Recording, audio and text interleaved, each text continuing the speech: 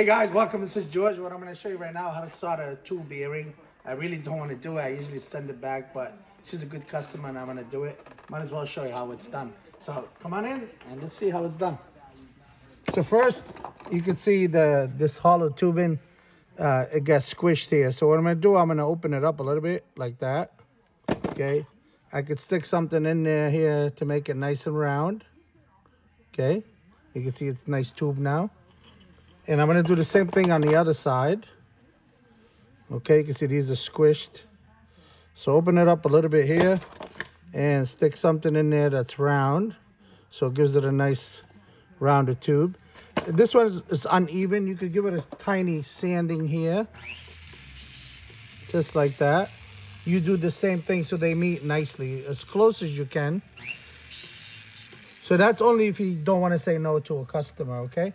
So put some boric acid and alcohol on here. I don't dip the whole thing because if you overheat it, a lot of times they will burst on you. A lot of times you see a tiny little hole in there to hold it together. So what I'm going to do, I'm going to use tip number 3 on the torch, which is I've never changed it. So we're going to use a little bit extra solder, and that's easy medium. Control the torch as we do it. You can see, make sure it's nice and clean area. My whole pad is not very clean, so I try to go to a nice clean area. So I'm going to take my solder here.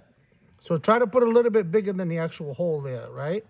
So when we go, add a little bit of flux, okay? So I'm going to take the little ball that I did. A lot of times you can mix actual metal with it, but what I mean by metal, you can actually like solid pieces in there. But I just want it to be strictly solder. If you notice, I used the tail, which is the bottom of the actual flame, into it, right? So here, let it heat. Right, don't rush it. Okay, see how it grabbed? So make sure you weigh it down a little bit here. So give it a little bit of weight, okay? If you don't have the hummingbirds, use the weight, but not a lot of weight. But these are excellent for things like this, so it doesn't keep walking on you, okay? So once you weigh it down, you bring this into it. Just like that. Take your time. Let it flow nicely. And you can see it bonded right on there. So all you got to do is just a little bit of cleanup here. Strain it out as much as you can. Hit it with the wire brush.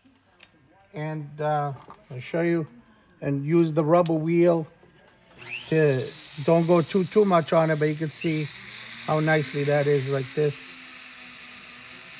A lot of times I would go back and I would diamond cut this if I need to match, but it's not. But you can see a little bit of cleanup there. All right. Okay, guys, I hope you enjoyed this. And I want to put a link for these hummingbirds. You can get these from my friend Eli. They're excellent to have on your bench. It's kind of like, it's a third hand. So I hope you enjoyed. Please ask a lot of questions. Thanks for watching.